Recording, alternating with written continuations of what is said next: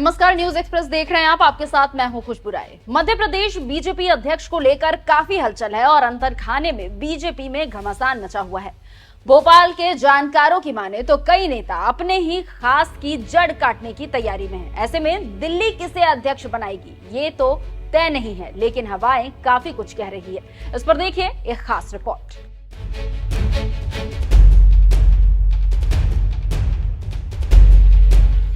Madhya Pradesh BJP का नया अध्यक्ष कौन होगा ये तो दिसंबर में तय हो जाएगा, लेकिन उससे पहले तो विधानसभा सीटों यानी कि बुधनी और विजयपुर में उपचुनाव जोरों पर है। उसके बाद बीजेपी संगठन की चुनाव प्रक्रिया शुरू हो जाएगी। हर बार की तरह ही पार्टी की कोशिश रहेगी कि अध्यक्ष का चुनाव निर्विरोध हो, लेकिन इस बार लग रहा है कि अध्यक्ष चुनाव से पहले ही होगा।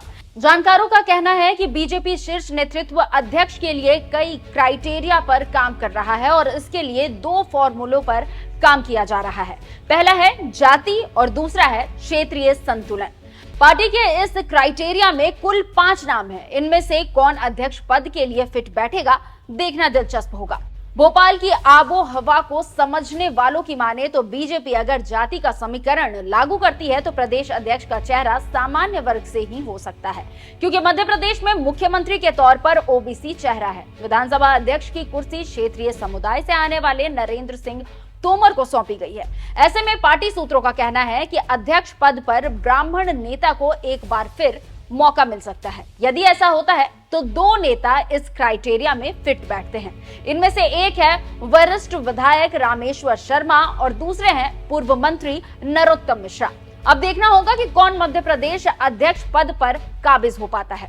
हम पहले समीकरण के हिसाब से नरोत्तम मिश्रा की बात करते हैं। मिश्रा 6 बार से विधायक रह चुके हैं, लेकिन इस बार हार गए। नरोत्तम मध्य प्रदेश की राजनीति में बीजेपी का ब्राह्मण चेहरा है। शिवराज सरकार में नंबर 2 की हैसियत रखते थे, लेकिन इस वक्त कोई काम नहीं है। लेकिन एक बात जो इनके पक्ष में जा रही है वो है अमित शाह के साथ अच्छे रिश्ते। नाम नरोत्तम मिश्रा, उम्र 64 साल, शिक्षा MA LLB।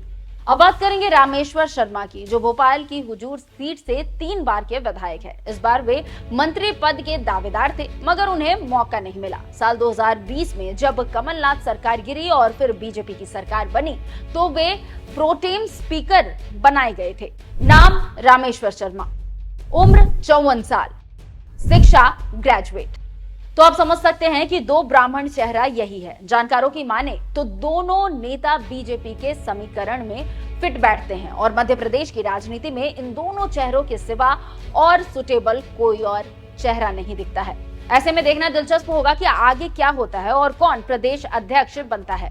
इसके साथ ही साथ एक और नाम काफी पॉपुलर हो रहा है, वो है राजेंद्र शुक्ला का। जानकारों की माने तो राजेंद्र शुक्ला को अध्यक्ष बनाया जाता है तो बीजेपी विंध्य के साथ साथ महाकौशल को भी साथ लेगी। शुक्ला के नाम पर शिवराज भी राजी हो जाएंगे और अन्य नेताओं की तरफ से उनका विरोध नहीं होगा।